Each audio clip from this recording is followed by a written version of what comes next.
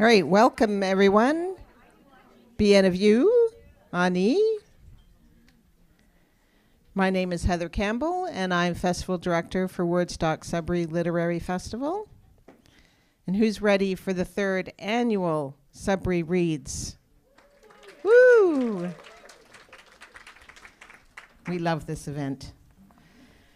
And we, as I said, it's the third annual, and as Wordstock Sudbury has grown over the years, we're looking at our 12th year this year, and we have added the Sudbury Reads event, our open mics and book swaps every month, and our Nickel City Literacy League, where we take authors into the schools, and of course our annual fall festival.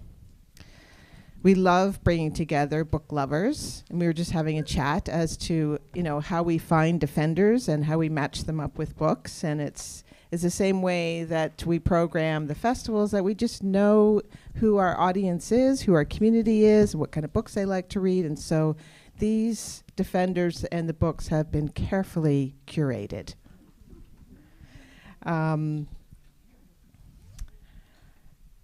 Just note that CBC Books helps us with putting this event on.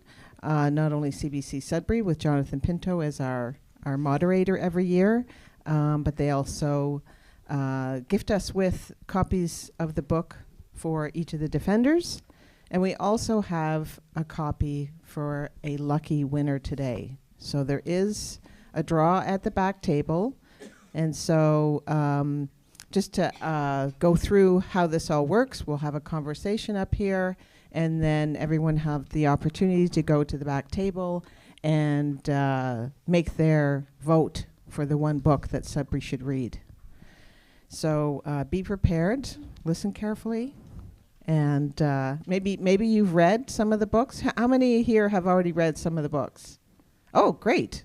Yeah. All right. Yeah. And one of the best parts of reading is talking about the books. That's why we join book clubs and come to the festival, and that's what we're hoping that we can all do here today. Just a special note, we're grateful for our funders and our sponsors and our partners, and today we're partnering with the Greater Sudbury Public Library. And Quinn, who has helped to organize, is also a defender. And Quinn was part of the very first one when they were at Wordstock, helping to decide that, this is something we should do. And of course, CBC Sudbury. And I'll introduce Jonathan now. Some of you know he is the Up North host. The afternoon show for Northern Ontario on CBC Radio 1. With degrees in Canadian Studies and Urban Planning, Jonathan became a journalist by accident, falling in love with the art of radio during an internship at the CBC in 2010. Born and raised in Peterborough, Jonathan has worked as a reporter and producer at CBC stations in Toronto, London, and Windsor, and now he's here with us in Sudbury. Food is one of his passions, and a cookbook based around some of his food stories was published by Biblioasis in 2016. And if you follow him on Facebook, he will share recipes. Handing it over to Jonathan.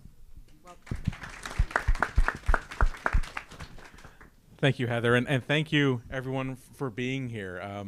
This is one of my favorite events of the year. I love Canada Reads. I know our listeners on Up North love Canada Reads as well. And I always find it interesting, the book that Sudbury chooses, at least the last 2 years, has been different than what the book Canada chooses, which is interesting.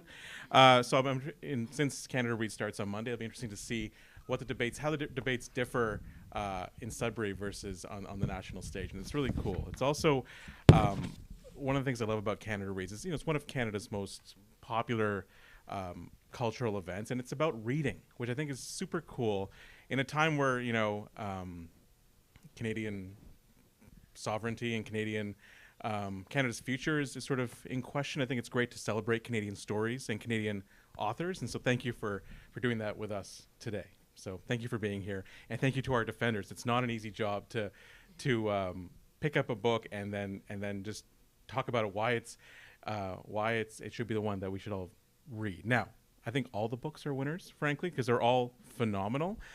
We will have a vote, unlike Canada Reads, where the panelists decide. You decide, the audience decides which one you think all of Sudbury needs to read. So there will be a vote at the back after our discussion, and Heather will let you know how that vote's going to work. But thank you for being here, and thank you for celebrating Canadian writing and Canadian stories. Also a note, I know many of you have read the books already, but if you haven't, there will be spoilers today. So just know that. So defenders, feel free to read to reveal things about the books, because that's kind of part of how you have to defend your title. So there will be spoilers. So I'm sorry in advance, because there's a lot of very fascinating stories and very interesting things that happen in these books. So just be warned about spoilers. Okay. First, before we get into the books itself, I want to learn about you, our panelists. So Quinn Van Essen, let's meet you. Welcome. Thank you. Tell me about yourself. I know you've been involved with the library for a while, and you've been involved in Canada Reads, but tell me about yourself. Yeah. I'm the coordinator for programs and outreach at the Greater Sudbury Public Library. And I've lived in Sudbury for 7 years. Most of my career until living here in Sudbury was as an early childhood educator.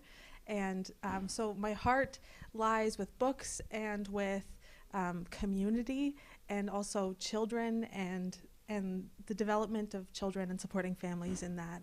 And so I feel like here at the library I get the best of all the things.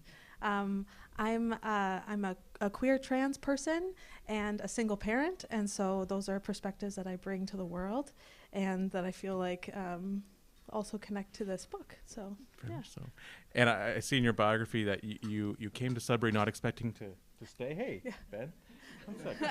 This is my 2-year-old Ben. He's here. You came here expecting not to stay. Yeah. So it was kind of like my partner had a job that needed to move to a new location, and our option was either Sudbury or somewhere in BC. And so we had to make the decision, do we stay close-ish to friends and family, or do we pick up and move across the country? And so we thought, okay, well, we'll just move to Sudbury. We'll do like maybe 2 years, and then we'll see what comes next. And so now I've been in Sudbury for 7 years, and it is the longest I've lived anywhere in my whole life. So that's weird, and it's wonderful. Sudbury is weird and wonderful. Yeah. It's going to be 5 years for us this year, and it has a way of really capturing your heart, and we love it here. It's an incredible community. So I'm glad you're here too. Thank you. Yeah. Okay, thank you, Quinn. Actually, you work in a library, but what type of reader are you? The reader I am sort of changes a lot. I think when I was a kid, I was really into like fantasy novels, and even younger than that, like mystery. I was like Hardy Boys all the way.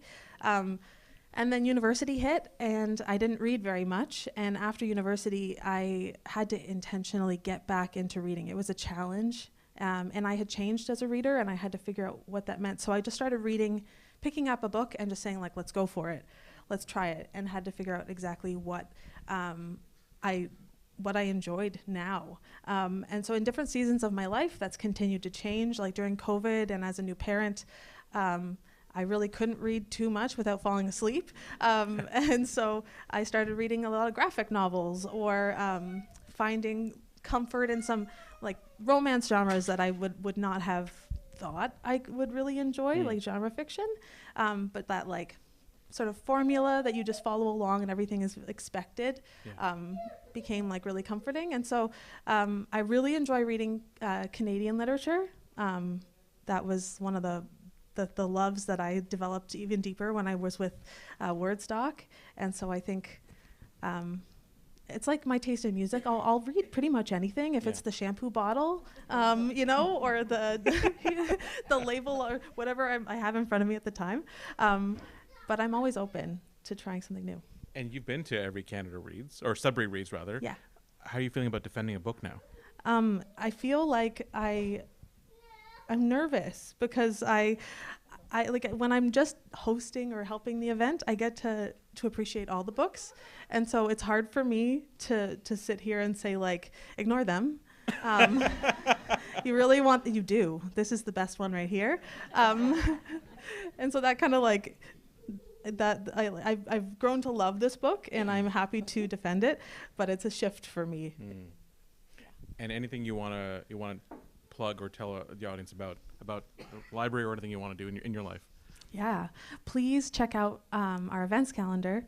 We have so many things happening for you here at the library that are free, that are happening every day of the week, and most of it is in our events calendar. So if you can find that resource on our website, or you can ask a branch assistant to print off a copy for you if that's preferred, just please come. When in doubt, just show up. We want you here, and there are so many resources in the library that you probably don't know are here, but we're happy to help you find. Thank you, Quinn. Ben. Hey, Ben. He really wants to do Canada Reads too. Shayna. Hello. Hi. Please introduce yourself. Hello, everyone. My name is Shayna Calix Pitawanaquit. My pronouns are she and they. I have been living in Sudbury for almost 18 years now, which it's amazing to say that because I was born and raised in Ottawa, and my parents, who are watching right now, my mom and dad, are still there. And so, but I've almost lived here in Sudbury longer than I've lived in anywhere else. So it's really interesting. So I'm a community activist. I've done a lot of work in mental health. For those of you who know NISA, Northern Initiative for Social Action, I was the executive director there for a number of years and worked with my friend Dinah, who's in the audience here. Moved on from that and now work in health system management, focusing on equity. I also was working at Thornlow University before, unfortunately, the program closed, which was in women, gender, and sexuality studies, so I was a professor there as well. And so I'm very passionate about many community endeavors. I've organized many things like Take Back the Night, for instance, and Pride. I am queer as well, and I'm a mom to three kiddos, the oldest being 18 and the youngest being 11. And recently was married to my partner, who's not here yet, but I'm sure will arrive soon, who is a firekeeper from Mukwemacong. So this is some of the ways in which I connect to this book, and excited to share a little bit more about my connection and why this book I think everyone should read, and also why it really spoke to me. Thank you. And you won Sudbury Pride's Golden Brick Award. Tell me about that. Yes, the Sudbury Pride's Golden Brick Award. So, a couple of years ago, was honored by the community with that award, the Golden Brick Award, as a result of thinking about activism. If any of you are activists, they always charge that we supposedly bring a bunch of bricks with us to ruin property. So that's why it was named that. That was why it was named the Golden Brick. So, I was fortunate to be awarded that for work in the community, queer community specifically. And so what type of reader are you? Right. So I'm actually quite typecast. I am dystopian, teenage, romance, sci-fi. That's it. That's where I am. I read all together, like dystopian teenage romances? Dystopian, teenage, romance, sci-fi. Like I read Hunger Games before anybody really knew what it was. So I love series. I love a book that's like, and right next. So I'm an avid reader. I've already read 4 books now.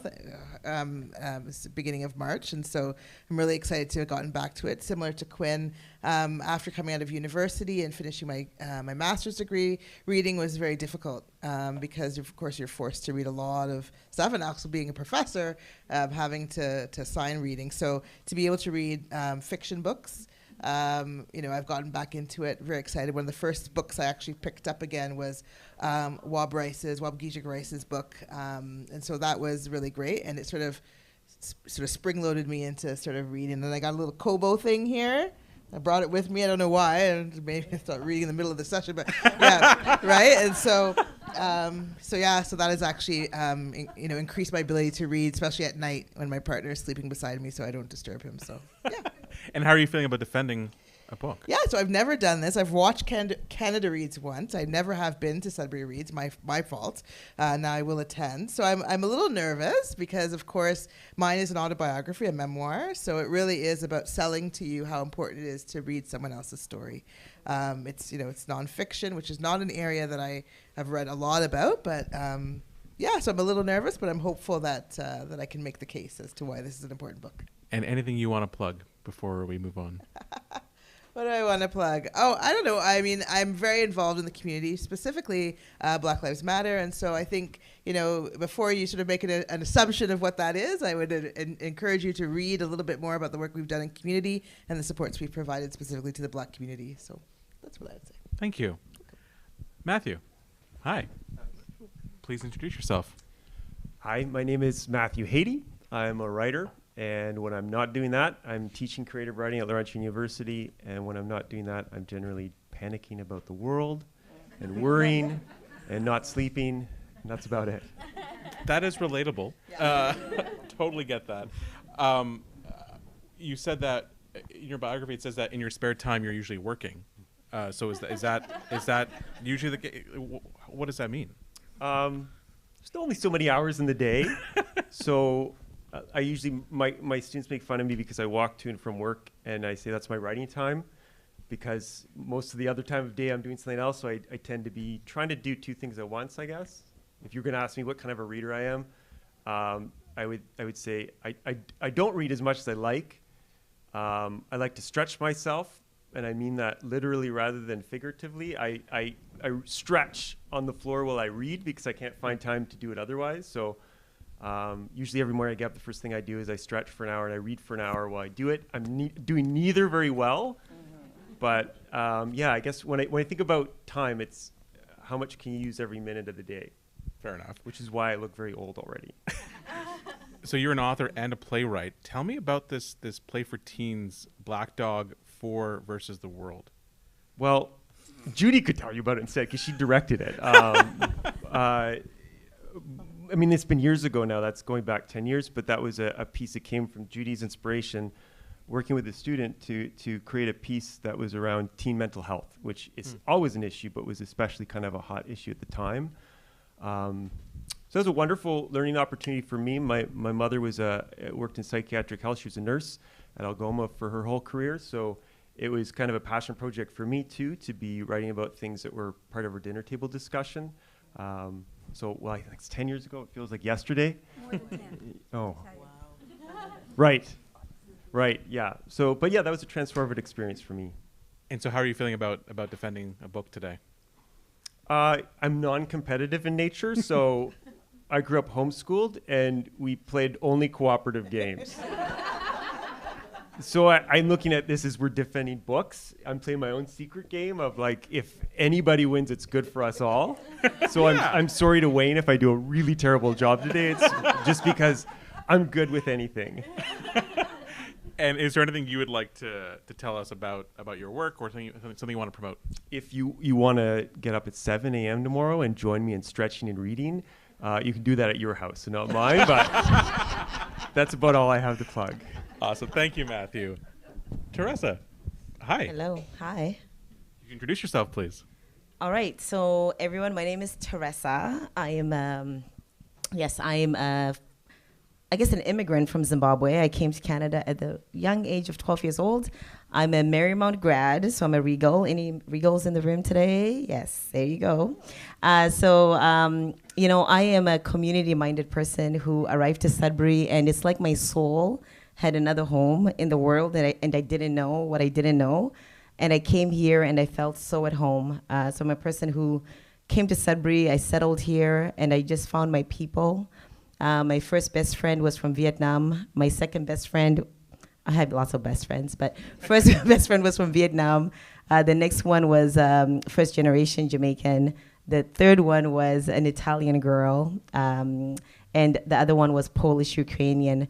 I'm a lover of culture, and this city has just fed my soul in giving me people of different nationalities, people of different backgrounds to get to know. I entered the mining industry as my career choice, and I've really enjoyed diversifying that industry in whatever way I can, making sure that women and other folks get an opportunity to experience what it's like to be in an industry that is a fundamental building block of our society. I'm a great lover of family and friends and our community. I think that's kind of me in essence. Yes. How did you become a mining engineer? Well, after I almost became a lawyer because I liked Ally McBeal, then I job shadowed and I found out that I'm not going to be reading that much in my career path. And after I learned that, my English teacher, Mrs. Lalonde, advising me to go into medical school should have been a more deeper conversation like, are you comfortable with blood? Do you? So after I took my first year at Laurentian and I was in biology class and I thought, this is zero interest for me. I decided to do something that was strictly mathematics, physics, and chemistry and all of that. And that's how I found my passion for mining, and that's how I ended up in mining engineering. And I stuck to it because of me understanding the connection, the bigger why of why people do mining. Yep. You mentioned that the amount of reading turned you off law school. So what type of reader are you? Exactly. I feel like such a fraud. Now, nobody hate me for this, however. So my first book that I ever read was Snow, Snow, Go Away in Zimbabwe. My dad had gone to the UK. He'd come back with Snow, Snow, Go Away. So that's literally how I learned to read. Later on, because the country I was born in was once colonized by the British, we had a lot of British influence. So, the Nancy Drews, the Hardy Boys, the Enid Blytons, all of that kind of stuff was what I read. And then I had an older sister who loved romance novels. So, as the little baby sister, I just started reading lots of romance novels, and that was my thing. Agatha Christie, all of those kind of books. Now as an adult, I love a good recommendation. So I'm so community minded. I love being with other women, other people, reading a book, discussing it.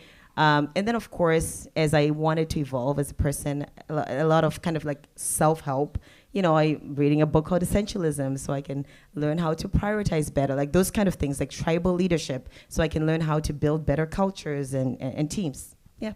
Very cool. And so how are you feeling about defending a book today? I fell in love with my book. I quite literally fell in love with it as a mother, as a woman, as a community member. I almost felt guilty about being in the book because I felt like I was seeing into somebody else's life. So all to say, I'm very excited about presenting this opportunity to others to also consider feeling what I felt. Yeah. Looking forward to hearing your defense. Anything that you want to promote? What will I promote? Okay, so I am, believe it or not, although I'm not the most avid reader, I'm very creative. And a couple years ago, I wrote a book called Underground, My Mining Adventure, about a little girl who goes underground for the day. I'm actually in the middle of a sequel. So what I would say is please look out for my sequel. It's coming out real soon. Yes. Amazing. Thank you, Teresa. Hi, Judy. Hello, Jonathan. How are you? I'm doing well, thank you. Would you please introduce yourself? I'm Judy Strawn. I'm 39 years old. I've lived in Sudbury my whole life, so they're just newcomers, really. It's been a rough life. My background is teaching. My first career was teaching, which led me into teaching theater, drama, which led me to being invited to be part of the Building the Performing Arts program at Sudbury Secondary School, which led me to be talked into going and teaching after we set up the program. So I taught drama at Sudbury Secondary School for years. I taught Matthew, and look how well he turned out. It was just a great place to be, a great place to work, lots of creativity, lots of productions, lots of everything. That was my first career. Then in my second career, I was invited to begin work at the Sudbury Theatre Centre, which I thought would be, I said, well, okay, I'll stay till Christmas. This was in September. I said, I'll stay till Christmas. So I was there for 17 years. I really have a hard time leaving anything. I have a hard time quitting anything. It was a wonderful, wonderful second career to be involved in theater, 24/7, 365 days of the year. Then when I retired from the Sudbury Theatre Centre, I have still remained in the arts. I still remain working in the arts. I like to work for nothing, and I say you get what you pay for. So that's just it. You once wrote is it a radio play called The Case of the Missing Mayor? I did. I've written a couple of radio plays as fundraisers, but that one went gangbusters. So the story very quickly. In 1895, there was a mayor in Sudbury called Mayor Bigger. Well, who was the mayor at the time that I wrote this was Mayor Bigger. This is so interesting. And he disappeared. They thought he drowned in Lake Ramsey. They blew up Lake Ramsey with dynamite to try to bring up the body. Anyway, it was a great story. Couldn't not write it. So we put it on stage. We put it on as a radio play, and I invited Mayor Bigger to be in it, but I wouldn't let him be the mayor. And he did the ads for Silverman's. Remember Silverman's department store? He did the ads for Silverman's. So yeah, it went over very, very well. It's a great story, and it's a true story, true history. What type of reader are you? Well, I would say I read a lot of fiction, a lot of novels, but I belong to the best book group in Sudbury. I really do. And some of the girls are here today. Jane's going, yes. Our book club is about 25 or so years old. So we've been together for a long time. We shoot from the hip. We talk, we talk very bluntly about books. We're always recommending books to one another. Once a year, we have a list of about, I'm going to say 25 books, and in June we have to cull that down to all the books we're going to read for the next year. So I find that I'm reading books that I probably wouldn't normally be reading because it's a book club, and that's a great reason to belong to a book club. And just to give Quinn and her organization a little boost, they have books, full sets for book clubs. So if you want a full set for a book club, go and talk to Quinn, that's for sure. So I do read a lot of different kinds of things that I wouldn't normally read. I have a couple of friends who are avid readers. Marissa will always suggest a book to me. Lorraine Wilkinson will suggest a book to me. My daughter's into book clubs, she'll suggest. So I go basically on recommendations from other people. And so how are you feeling about defending that book? Well, they said they have the best book. They don't. This book, I have to tell you, I didn't know you had to say yes, you defend a book without even knowing what you were going to be given. So when Heather said, will you do it? I said, oh, well, sure. But I didn't know what book it was. So then she hands you the book, and I think, oh my gosh, what if I hate this book? What if I absolutely hate it? This is the best read, and I feel very happy I'm honored to be representing such a good book. And no matter what wins today, Matthew, as you say, no matter what, we're all winners. They're all good books, but I know you're going to love mine. And you are always promoting events. I know on CBC radio on the talkback line. What would you like to plug? Oh my gosh, the talkback line! I know. I will put a plug in today for CKLU Radio. So most of you won't even know what CKLU Radio is, but it's a community radio station that's been around for more than 40 years in Sudbury. It is all run by volunteers. It has programming 24/7. It has our community voice, our community stories, and it plays the musicians that can't get played on commercial radio. There's a real leap to be played on commercial radio. So we give musicians a wonderful opportunity. So 96.7 FM. Oh, and if you want to hear the Wolves games, they're the only radio station that does all the Wolves games away and at home. Is that a good plug? It is, and we're a big fan of CKLU. Okay. Okay, thank you, Judy. All right, so we're going to get into the discussions of the books now, and at the end we're going to open the floor up to questions as well. So while we're talking about these books, if you have any questions you want to ask the defenders, please keep those in mind, and we'll have that near the end. So we're also going to do a bit of a reading from each book. Each panelist has selected a small section just to give you a taste of the book if you haven't read it already. So Matthew, let's start with you. I want you to introduce Jenny's Boy. Tell me a bit about it. Tell me about it first and what you know about how it came to be. Sure. Thanks, Jonathan. So those of you may know Wayne Johnston from, it's probably his most well-known novel would be The Colony of Unrequited Dreams. This is a memoir that interestingly focuses just on 6 months of his life. A 6-month period while his mom was pregnant with his youngest sister-to-be, and the 6 months they lived in this one house. And the reason he focused on this, I watched him speak of this in an interview, is he had moved 27 times by the time he was 6 years old.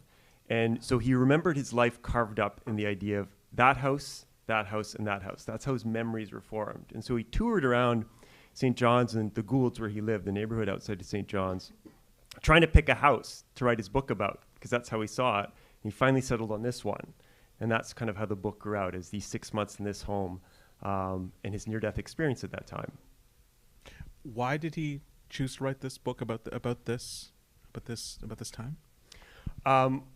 I would say probably it's significantly, and here's your first spoiler, is his grandmother dies towards the end of the book. And the book is very much about this special, even though it's called Jenny's Boy, which is his mother's name, he toyed with the idea of calling it Lucy's Boy, because really it's also about his relationship with his grandmother, Lucy.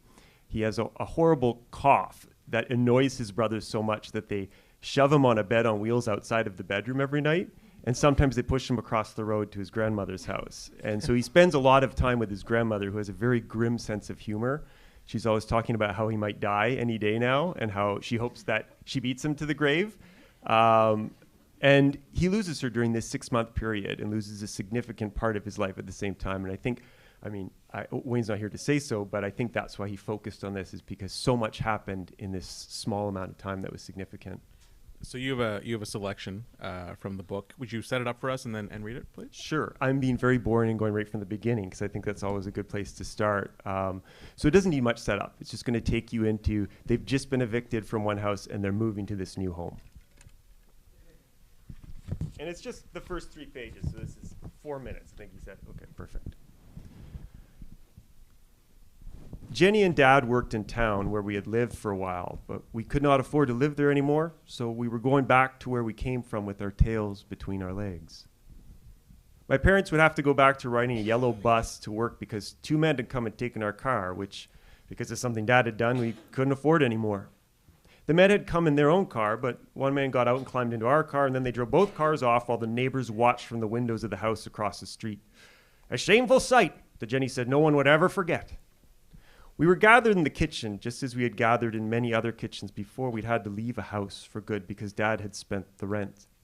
I may as tell you the truth straight out, Jenny said, as if she had managed to keep the truth from us until now. But she'd be damned if she would gild the lily yet again for a man like Dad. Dad had spent the rent in some bar that was close to where we lived. It's bad enough that he'd spent the rent, Jenny said, but to do it right under our noses was an all-time low. We'd barely been in St. John's long enough to afford to get a phone installed, and we'd have to pay for it for the next month, but we wouldn't be there to hear it ring or use it to ring someone else. She hadn't even memorized the number yet. Dad said it's just a phone, not a family heirloom. But then he admitted he was guilty for what the rest of us would soon have to endure because of him. We might as well convict him in advance. He was no good and never had been and never would be, he insisted, and his wife deserved a better husband and his 4 boys a better father. He insisted on it, as if he saw more clearly than Jenny ever could the disappointment to her that he was. Dad continued to expound on his utter worthlessness, as if he was giving someone else the dressing down they long had coming to them, until, at last, Jenny relented and told him he was being too hard on himself. Soon, they were both heaping contempt on some nebulous, sinister enemy who didn't know a good man when he saw one, some universal agency of opposition that was forever thwarting the modest plans of decent men like Art Johnson. But then he went back to insisting that it was all his fault, and this time the 4 of us boys, Ken, Craig, me, and my little brother Brian, joined Jenny in defending him from himself, contradicting him when he said we would never have a decent home as long as we were stuck with him. You're being too hard on yourself, honey, Jenny said, and the 4 of us said that she was right, that it wasn't his fault that the world was full of bad men who took advantage of the good, that there's no lower you could go than to be a landlord who cared about nothing but the rent. A landlord was a man who lorded it over others. But the day was coming, Dad promised us, a better day, when nothing we owned would be seized by landlords because we couldn't pay the rent. That day might just be around the corner, Jenny said. We all nodded and huddled around Dad and told him you never knew when good times were coming, when your luck was bound to change. It wasn't as if he had it easy. Raising 4 boys was hard enough, but when one of those boys was more trouble than the other 3 combined, well, it might as well be 7 or 8 that he was taking care of. He looked at me, and I tried to smile. It's not Wayne's fault either, Dad said. If truth be told, it was only because of bad luck that the deck was stacked against us, not because of him and me. Soon the others were all conceding, yeah, it wasn't my fault. It wasn't his fault. It wasn't the fault of his wife or the rest of his children. None of us could help how we were born. Still, by this time everyone was huddled around me, and I was crying and promising to do my best with what I had. I couldn't be blamed for all the things that were wrong with me, nor could Jenny, any more than Jenny's mother could be blamed for having a daughter who'd had a boy like me. I was 7 that November when we were tossed from our apartment in St. John's. I lived in 20 houses by then. I don't remember a lot of them, but most of them were scattered along a couple of roads in a place called the Goulds, about an hour away from town. It wasn't much of a place, not even a village, but it was where Jenny was born and where her parents Lucy and Ned still lived on Petty Harbor Road. We boys never knew when we were leaving or exactly where we were moving next, just that we were always one car breakdown or appliance repair away from having an eviction notice slipped beneath our door in the middle of the night by a landlord who Dad said was too gutless to look him in the eye. We don't always have a car, said Dad, but we always have Wayne, and there's no telling when he'll have to be repaired.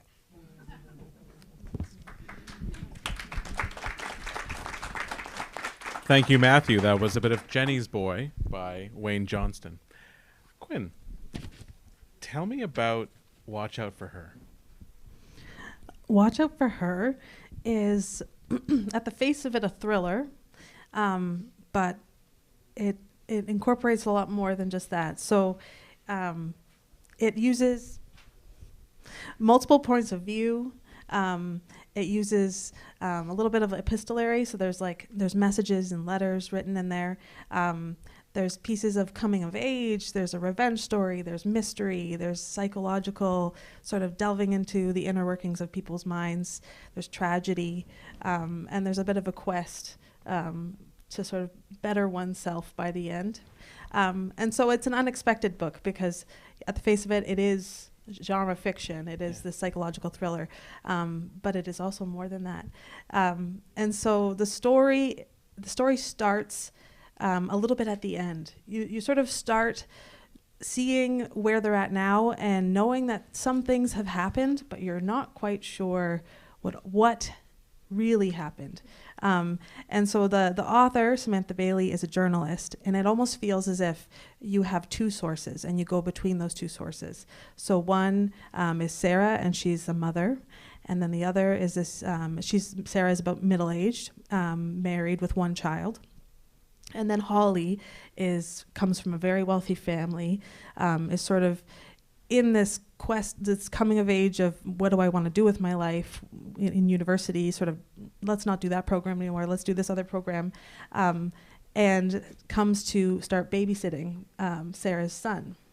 And so the story is told between Holly, this young girl, and Sarah, the mother, and you sort of meet other characters along the way, but you don't get to know what's going on in their minds. And so it's as if you are a journalist and you're having these stories told to you, and the pieces of the story are sort of revealing themselves as you go, and you don't really know the motivations of these other people, which you find out in bits and pieces until the end, where the mystery is sort of solved. Had you read thrillers before this? Not many. I really enjoy sort of that, like, going back and forth between multiple perspectives. There's a little bit of like the drama, the dramatic irony of learning from one character something the other character hasn't found out yet and wondering like, how's this going to turn out? And so the pace of this book is fairly fast. It's a quick, easy read, but the writing is really, you don't notice the writing. You sort of fall into the story. There's a lot of vivid imagery. Okay. So, and this is the first thriller in Canada Reads history, from what I understand. Let's hear a bit of Watch Out for Her. All right. I wanted to start towards the beginning because it flip-flops between time frames. The beginning is like the end. There's no real point at which you're not at the beginning and the end. And so I feel like this really sets the scene and introduces the main characters, and also gives you a sense of the tension that sort of drives you forward as a reader. Daniel knew nothing about the cameras. He would have told me I was losing it. He thinks I always overreact, that I believe the worst of everyone, especially him. He thinks I'm overprotective of Jacob too. I didn't want to hear his complaints, so I hid the cameras from him until I had no choice but to show him what they'd recorded. I have to admit that the way Holly looked at me that first day with admiration, it made me feel seen for who I really am. Right from the moment she arrived in her jeans shorts and black University of British Columbia hoodie tied around her tiny waist, all coltish legs and delicate build, I had this heady feeling that we'd get along, that despite the huge age gap between us, we needed each other. I guess this masked my usual sharp instincts because I got everything wrong. When I turned 41 in January, I felt lost. Without anything else to do, I found myself sticking to Jacob like glue, worrying about him constantly, overcome with bad thoughts about what would happen if I took my eyes off him for even a second. You hear stories of mothers whose children are taken away or get hit by cars, who drown in the moments their mothers look away. Those scenarios played through my mind in horrifying freeze-framed images. Daniel noticed the change in me, said I was hovering, that my constant stress about our son was verging on madness. His exact words, "Your mothering is smothering. You need a break." At his insistence, I rediscovered my first love, photography. Still, I was torn. Wasn't it my job to be Jacob's mother, to protect him from danger, to spot it before he did and steer him away? I longed for some passion that was all my own, and deep down I knew Daniel was right. There was guilt there too. The guilt of wanting to be more than a mother, not even knowing what more was. Maybe that's what made me susceptible to the dewy-skinned young woman who took over my responsibilities like they were the easiest thing in the world. I never meant for Holly to become the subject of my photography or my thoughts. The first time I watched her was an accident. It was the middle of the night, hours after she'd gone home from a successful trial day with Jacob. "You're hired," I told her in the early afternoon.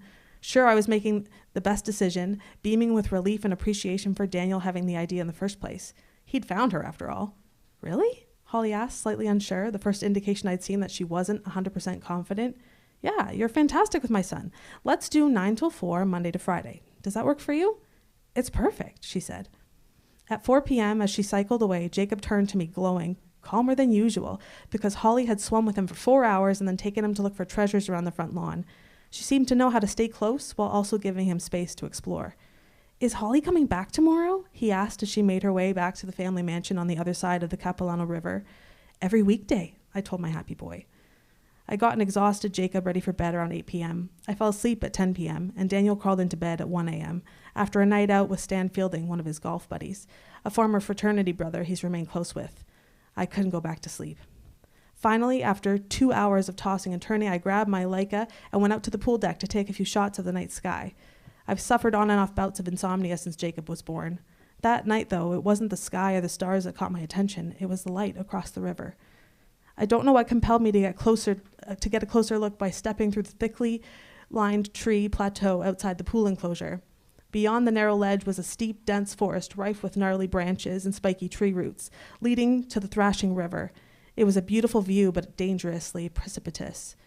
Once on the ledge, I peered through a small opening into the cluster of trees. Then I sucked in a sharp breath because I realized where the light was coming from. Holly's bedroom window. I couldn't stop myself from lifting my telephoto lens and aiming it at her sheer curtains. There she sat, on her bed, her features not visible, but it was clear she wasn't clothed. I knew it was Holly because of her ponytail. The diaphanous curtains made her dark silhouette discernible, her body an outline of youthful perfection, but no specific feature completely clear. Someone else crossed the room. I couldn't see their face either, but the figure had a muscular male frame. It didn't matter, it was Holly I wanted to see, this young woman in her prime, untouched by the ravages of time and responsibility. It's not like I could see anything, not overtly, and yet here she was, with who I presumed was her boyfriend, completely unaware of what her life would become, going through this rite of passage in her bedroom. Her boyfriend approached her on the bed, but she was the one who initiated the kiss. She took charge. This wasn't her first time, that much was clear, but it must have been fresh and new, and Holly was unaware that she was so lithe and lovely, that this moment was so fleeting, that age and experience would change everything. She also didn't know that anyone was watching her. I couldn't unsee the sight. I was mesmerized. I clicked the shutter. There was something about her, something that made me nostalgic for days long gone, when love and lust were so intoxicating and the world was mine. When I was young and naive, my skin didn't pucker and sag, and anxiety about my son's every move didn't hold me hostage. Sure, this wasn't a moment I was meant to see, but I felt happy for Holly, that she was a young woman experiencing life to the fullest. Maybe this was her first serious boyfriend, and he was allowed to sleep over. I was never allowed to have a boyfriend stay over, even at her age. Taking those photos was wrong, yet I did it anyway. More than once. I was certain it was my secret alone, but now I'm not so sure. I know I'm nervous about a lot of things. It's not like I have blinders on. Where other people seek adventure, I anticipate peril. I hate the jumpy anticipation in my chest whenever Jacob climbs too high in a tree or runs down the stairs too fast. Everywhere I look, I see danger. People I can't trust who might hurt us. The garbage collector is potentially stealing our personal information. Jacob's basketball coach is a pedophile. The customer service representative at the bank is going to drain my accounts. I have to corral my thoughts before they go wild. I'm staring into a round eye on my ceiling. There must be a reasonable explanation for a hidden camera being in my new bedroom. Holly is out of our lives. It's all over and has been since her last day with us. No text or call, not even a note before she left Jacob alone in the house, waiting for her under his bed in a cruel game of hide and seek so she could walk out our door without having to say goodbye. According to her father, she's off on some silent tropical retreat. According to her Instagram feed, she's finding herself. I leave the smoke detector with its ominous eye and head back down to the main floor, which is eerily quiet. Without any rugs to absorb the vibrations, my footsteps echo off the hardwood. I get to the bottom and I gasp. A grinning blonde woman in a hot pink windbreaker is holding a plate of cookies in my dining room. Oh my gosh, I'm so sorry. I didn't mean to scare you. Your husband led me in through the back. She sticks out a hand. I'm Tara Conroy. I live next door. First a hidden camera and now a stranger in my house. Where the hell are Daniel and Jacob? Thank you, Quinn. That was a bit of Watch Out for Her by Samantha M. Bailey. Judy, tell me a bit about Etta and Otto and Russell and James. I've had to say that title so many times. Say it 3 times. Yeah. Etta and Otto and Russell and James. It's such a long title. Etta and Otto and Russell and James. This is a story of hope, resilience, survival. It's a story of memory, a story of what we remember and what we forget. It's a story about war, the Second World War, about young men, especially in the prairies, who thought their lives were going to be so dull they couldn't wait to get to war. It was going to be such a wonderful adventure. So it's a story of going to war and coming home. It's a story of love. It's a love triangle. At its very base, what you've got is Etta being loved by 2 men. One is Russell and one is Otto. Otto is the one who wants to go off to war, and Russell is the one who stays home. Russell will get to have Etta for a short period of time of life. Otto will win her heart, and they'll be married for 60 years. The through line of this book is a pilgrimage. It's a journey. What happens in the first chapter is that Etta gets up out of bed, she sneaks out. It's not even daylight. She packs a little backpack, putting essentials in it. She writes a note to Otto. She leaves it on the counter, and off she goes. Otto gets up, reads the note, and it says, Otto, I've gone to see the water. I've never seen the water. Don't worry. I left the truck for you. I can walk. I'll come back if I remember. Love, Etta. That's the opening of the story. It takes us some time. It takes us at least 15 pages or more to discover some important things. Number 1, they live in Saskatchewan. She's going to see the water. Otto knows right away what water it is because he's been to war. She has never seen the Atlantic Ocean. Etta wants to walk to the Atlantic Ocean. And she's beginning, we find out, she's in the early stages of dementia. So maybe not a choice that she would ordinarily have made. The other thing that you will discover after about 15 pages is she's 82 years old, 82, living in Saskatchewan, and going to walk to Halifax. Now, isn't that going to be a story? So what you have is this through line of this journey of her walking all across Canada, well, those provinces in Canada. But what really fleshes out this story, not only is this wonderful, wonderful journey and the people that she meets and how she gets through this journey and what help. By the way, James, I haven't mentioned who James is. She meets James on the journey, and James is actually a coyote who starts following her. And she has the most wonderful discussions with him and conversations, and they sing songs, and he likes country and western. And I believe that James really exists. You might think he only exists because she has dementia, but I believe that James really exists. So what you have is this through line of a story, and then what happens is the story keeps going back and forth, and it fills you in on them as children. It fills you in on them as the farm. It fills you in on them meeting. It fills you in on them falling in love. It fills you in on the war and the experiences that he has in the war that are so terrible. And a lot of the story is written through letters. Is that enough? Should I just now go into it? That'd be great. Okay, I was going to go to the beginning of the book, but somebody else already did it. So I will take you to a tiny section of the book, just a couple of pages. So this takes place when Otto is off at war. Etta is at home, working in a munitions factory, by the way, because she can no longer teach, because the children can't come to school anymore. Russell is at home. Russell has loved her from the time he set eyes on her, and he's best friends with Otto.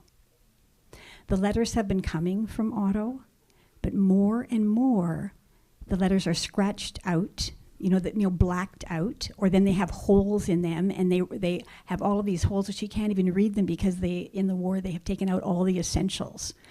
So in the section I'm going to read to you, the very short section, she has just received a letter from Otto from the war.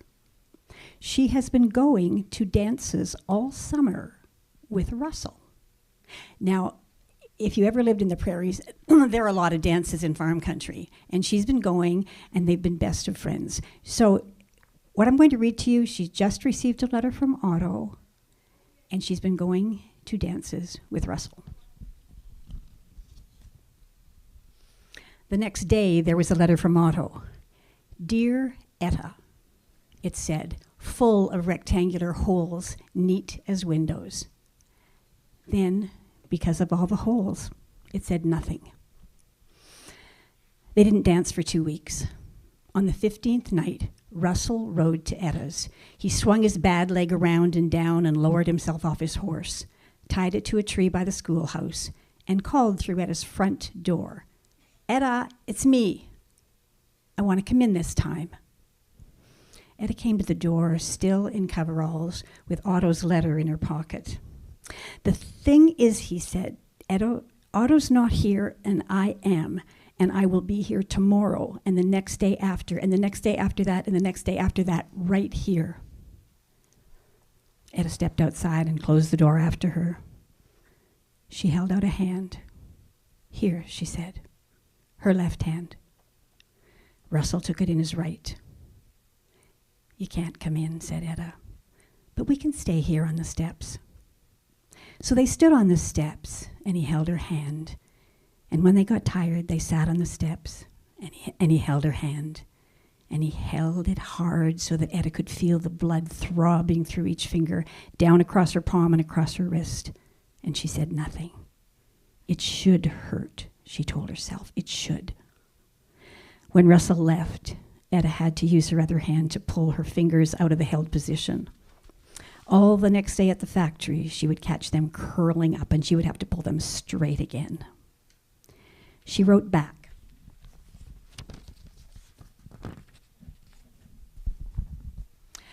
Otto, it is harder now. I wait, and I work, and I wait, and I work, and I work, and I work, and I work, and I wait, and I wait, and I wait, and I wait, and I wait. The next night, Russell was there again early. Are you sure, he called from 10 meters away on his horse in the yard, that you want to dance? Are you okay to? Yes, Etta called back. I absolutely am sure. And they danced in a new way. That's all. Very short excerpt, but Thank you, shows a love Judy. triangle. That was a bit of Etta and Otto and Russell and James by Emma Hooper. Shayna, Yes. tell me about A Two-Spirit Journey. Sure. So this is not an easy book to read, but it is a really important book to read. This is the life story of Mani Chakabi, who is an elder. She's an OG Cree elder who is also Two-Spirit. It's a Northern Ontario story. It's a story about her life from birth all the way to who she is today, talking a little bit about how she came to be. The story is a hard story because stories of Indigenous people's lives are not always easy to read. Mani shares a lot about growing up in a small town called Ombabika in Northern Ontario, about her experiences of trauma. She was raised by her grandmother after her mother gave birth to her in the sanatorium or the mental health hospital. She comes to know her mother a little bit later, but she's mainly raised by her grandmother. And then she experiences a number of violent and traumatic experiences. She's sexually assaulted many times. She's beaten up many times. But in the story, it is really one, and it's cliche to say, but it really is one of resilience. It's about her moving through this, finding her community as a Two-Spirit person. And Two-Spirit is someone who has both a male and a female spirit in Indigenous culture. It was queer, as I am queer, but it's language that's specific to Indigenous experience. But her sort of moving through her life and finding little bits of community as she moves through that. The story is very linear, and it's written the way it was written, and so there's an afterword written by the co-author who talks about how she recorded Mani's words and then transcribed them and went through a very long process of writing the book in that way. So it is a very linear story from beginning right to end. Goes through sections of her life. She struggled with addiction. She struggled with homelessness. And then she also found her way in terms of supporting other people who also struggle with mental health and addictions challenges. She was a support worker in many of the places that she lived. And then also speaks at the end a lot about her connection with other queer women and the community she was able to build as a result of that. So it is a book I had to take many breaks, to be honest, but I think in the spirit of reconciliation, as we move through our understanding of what it means to really, really understand the histories of Indigenous people, specifically Anishinaabe people, since we are on Anishinaabe land, why this book is important is to read that, to grapple with that, and to understand a little bit maybe of why that happened, and then, of course, what our accountabilities are as we move forward when we think about the experiences of Indigenous people and what we need to really reconcile when it comes to those stories. What do you know about what inspired Mani to write this book? Right. So Mani has a lot of grandchildren and great-grandchildren. And so for her, she wanted to have a space for her children, her grandchildren, and her great-grandchildren to read about her story. She learns a lot from her grandmother and other family members, specifically traditional knowledge that she wanted to pass on. And so that was the impetus for her writing the books, that she had a record for those people in her lives. There are so many characters in this book. So for her, it's not only about documenting those stories, but I think that blood memory through all of the traditional pieces, but also all of the connections, the family connections, the other people, the friends, the cousins, the aunties, having that as a record. So in some ways, it's sort of a family tree that she's put together. Let's hear a little bit that you've selected. Sure. So there's really nothing sort of start up or to give you a background. As I mentioned, it's written very linearly, so it's from beginning to end. So this is near the beginning of the book, and it talks a little bit about her having two spirits. It's about 4 pages. Starting when I was a young child, probably when I was 4 or 5 years old, my grandmother told me that I had 2 spirits. She would gently poke me in the chest and say, "Little girl, you have Nizin Ojijak, 2 spirits, living inside of you." Over the years, she explained this to me by saying that some people were special and had both a male and a female spirit inside of them. She said that 2-spirit girls often were drawn to activities that boys usually did, like when I explored the bush and went fishing and trapping. As I got older, my kokum told me more about people who had two spirits. She said that they grew up, when they grew up, some married a person of the opposite sex and had babies, but others never married or chose to live with someone of the same sex as a couple. My grandmother had been very happily married to my grandfather. She believed that one day I would also have a powerful, deep connection with someone like that. She told me I would feel great love and trust for that person, and that person would feel the same for me. She said that I would experience pleasure with my partner and sensations so wonderful that I would feel like I had died and gone to heaven. For many years, I did not understand what her words meant. My grandmother told me that two-spirit, same-sex couples used to play an important role in Anishinaabe communities because they adopted children who had lost their parents. Sometimes, she said, individuals with two spirits had other special duties, like keeping fire, healing people, or leading ceremonies. My Coco explained that two-spirit people were once loved and respected within our communities, but times had changed, and they were no longer understood or valued in the same way. When I got older, she said, I would have to figure out how to live with two spirits as an adult. She warned me I probably would experience many hard times along the way. I remember her rubbing my head and shoulders saying, I feel for you. You're not going to have an easy life when you get older. She tried to teach me how to cope with difficult problems by thinking about different ways to solve them. For example, she asked me what I would do if I was on a journey and found boulders blocking my path. Every time I had an answer to how I would get around or over the boulders, she listened to what I had to say. Then, even as she approved of my strategy, she asked me to go away and think about it more and only return when I had come up with another answer. My grandmother usually talked about two-spiritedness in private with me, but she also mentioned two-spirit people in a few of the stories she told at campfire gatherings. One story was about a young man whose partner had died, so he went on a great journey to find another. After a while, he came to a settlement when he met a healer, and those two men made a life working and raising children together. I also remember a story my grandmother told me about a woman with two spirits. She was responsible for painting marks on stones along well-traveled paths. My grandmother said that those signs were how the woman's family communicated with other families traveling through the same area. In Ombabika, I only remember a few other people who might have had two spirits, including Edna and Rose, the two women who took in Paula and Angela after my Aunt Renee died. Edna and Rose were Christian women and very active in their church. They lived together and took care of children who had lost their parents or who were abandoned. One of the women, I cannot remember which one, had only one arm, so she always pinned her empty sleeve to her blouse. Once when I was 7 or 8 years old, I went to Rose's and Edna's house to play with one of their kids. Their cabin had one big bed for the two of them, with a divider between it and the several children's beds on the floor. My playmate referred to both of the women as his mother, so I later asked my kokum how he could have two mothers. She explained that those women had a special job as caregivers because they raised kids whose biological parents had gone away or died. Two-spiritedness can often take different forms. Ethan, the husband of my older cousin Flora, may have had two spirits. He sometimes dressed up in women's clothing at parties. I don't know if he had done that to make people laugh because he enjoyed it, or both. I do remember, though, that after he had dressed up a few times on his own, other people started to dress him up when he was drunk and passed out. More than once, people took off his clothes and put women's clothing and makeup on him to make fun of him. They also played other pranks on him, like shaving off all of his hair or tying him to a chair when he was drunk. I never understood why some people treated him so badly. I was curious about Ethan, not because he dressed in women's clothes once in a while, but because he had a raven complexion. The raven knew a lot of Ojibwe and English words that Ethan had taught it. He had a raven companion.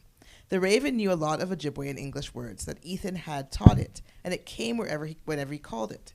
Looking back now, I realize that Ethan may have had some African blood because he had quite dark skin and tight curly black hair. His father looked like other Anishinaabe men, so Ethan might have gotten his looks from his mother, but I never met her, so I'm not sure. My earliest memories of attraction to other girls are from when I was about 10 years old. Around that age, I started to feel strangely excited, nervous, and shy around certain girls. The first time I remember it happened was when I met a girl named Claudia, who came with her grandmother to visit my grandmother. Claudia was older but not much taller than me. She had a sweet, shy smile, and her long black hair shone. When she looked at me, I felt like my stomach was full of butterflies.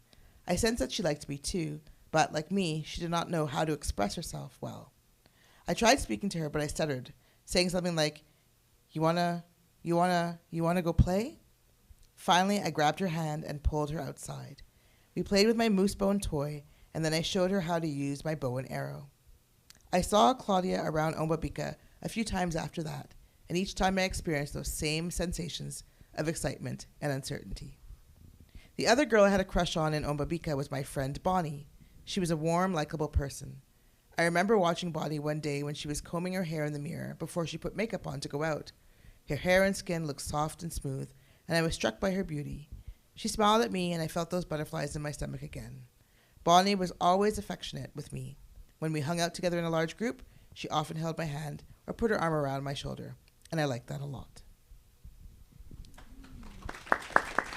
Thank you, Shayna. That was a bit of a two-spirit journey by Mani Shakabe. Teresa, tell me about Dandelion. Dandelion. Okay, so let me start by just introducing the author to all of you. So the author of Dandelion, her name is Jamie Alio, and Jamie is a lawyer who lives in Ottawa. Jamie is an immigration lawyer. She's trained in that, and she's also a professor. And she also hosts a podcast where she kind of interviews people kind of in the migrant space. Something distinctive about Jamie is that her father came from a place called Brunei and was considered a stateless person. So before I read this book, I truly did not know what a stateless person was. And it's probably, as many of you would surmise in the room, which is to have no state. So you have no country connection. No one in the world is claiming you.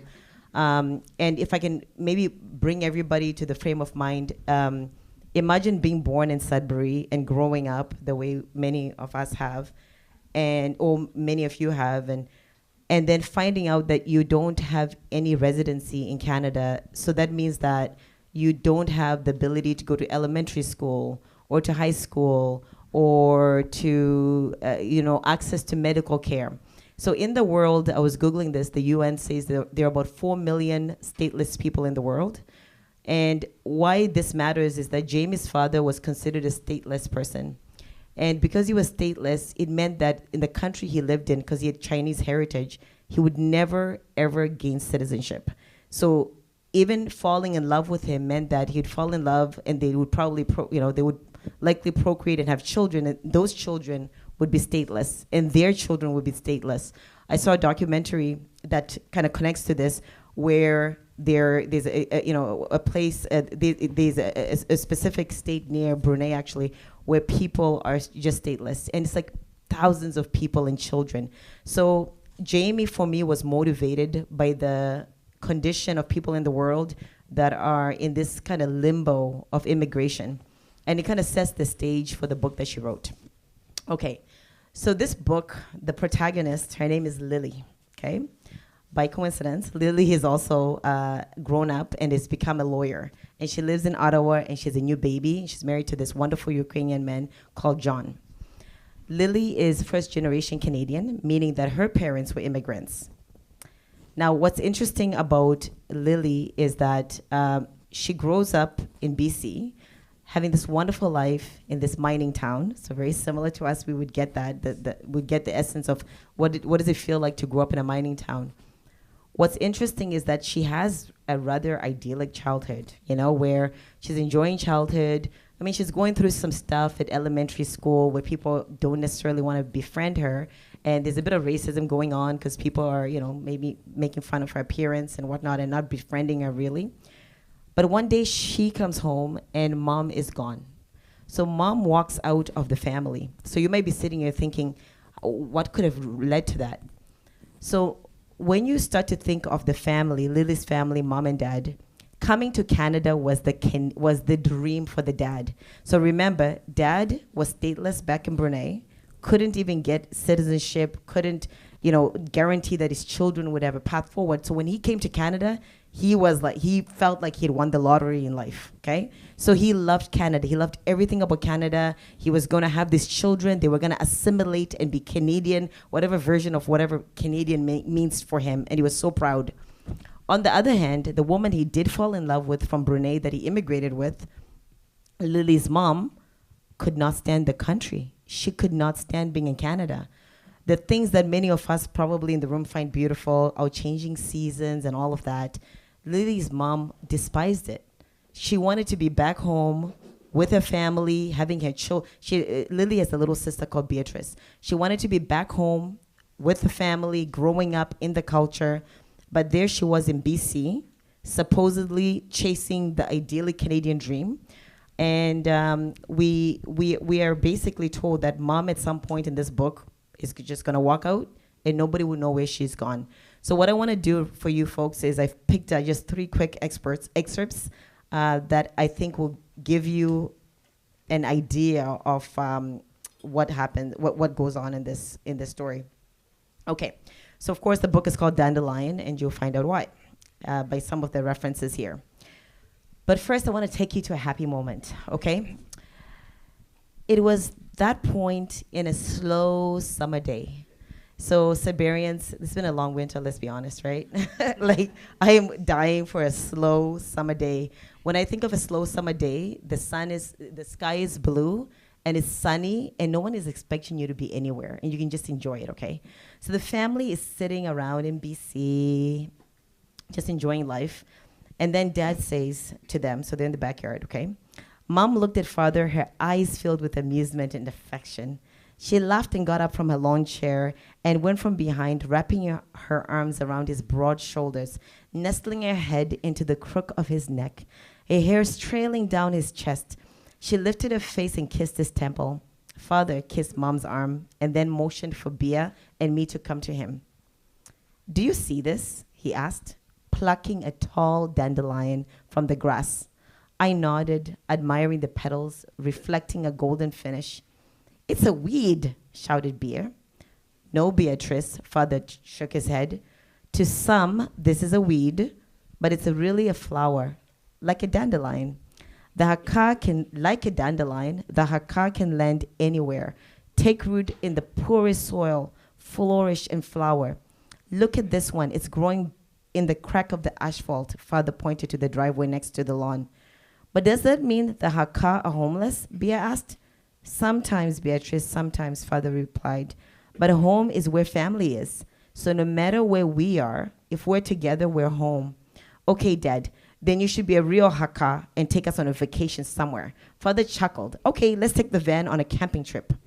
Now, to give you context, haka is kind of it's kind of another tribe within the same region. So Dad is just pointing out that they come from this lineage, and he's reinforcing that, like that tribe of people, they should be able to flourish wherever they go. Now, having said that, they do go on a little mini vacation.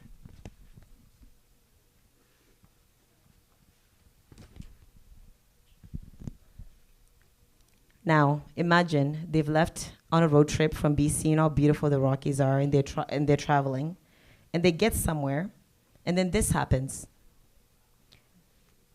They come across a woman, and this is what she says to them.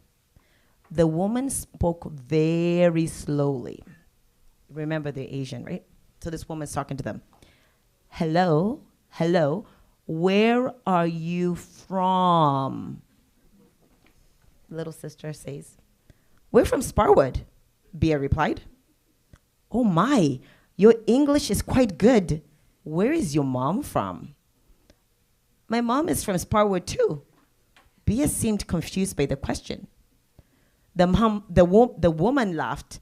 "Oh, but basically she said they're Asian.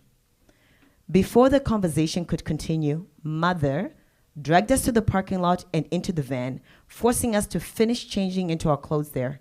Father returned from the washroom and said, "What's the hurry?" "Some woman kept asking where we were from," Bia said. Father looked back and saw a lot of people collected on the riverbank. "What did you say?" he asked. "Sparwood," Bia replied. This is Sparwood, BC. Father returned to Mother, waiting for an explanation. "Be o king la." "Don't worry about it," Mother said, and kept packing up our things. Father looked annoyed and sucked on his cigarette, as if to soothe himself. We set off on the next leg of the trip, and he played a cassette tape to fill the silence. No words were spoken between my parents about the incident, but our vacation had soured, like soup with too much bitter taste in our mouths. And then I want to take you to the last excerpt I want to share with you. And so imagine they've been traveling, they've been on this little mini vacation from BC. After lunch, Father brought us ice cream for dessert. The day was hot, and he wanted to walk by the Bow River, so we went to Sinlock Park. Father and Beer were ahead, walking quickly. After passing 2 lions guarding the entrance of the park, Mother and I gravitated towards the large cone in the center. The sculpture was called In Search of Gold Mountain. Where is Gold Mountain, Mom? I asked. That is what Chinese people call Canada in the past, she said. Why? Was there a lot of gold here? It was called Gold Mountain because many people thought that there were good opportunities to work and make money here. Many Chinese men who came sent money home, and those in China were able to build houses and survive. Do Chinese people still call it Gold Mountain? I don't know. Maybe some feel it's still the land of opportunity. Did you? Mom, I didn't think about coming here before I met your father. It was his dream. I held Mom's hand tighter. She let it go and stopped walking to hug me instead. She looked into my eyes and kissed me on the forehead. As we ate our ice cream, I watched the old Chinese men sitting around the sculpture playing Chinese checkers and other games I had never seen. Mom, why are they out playing games? Are only men allowed to play, I asked.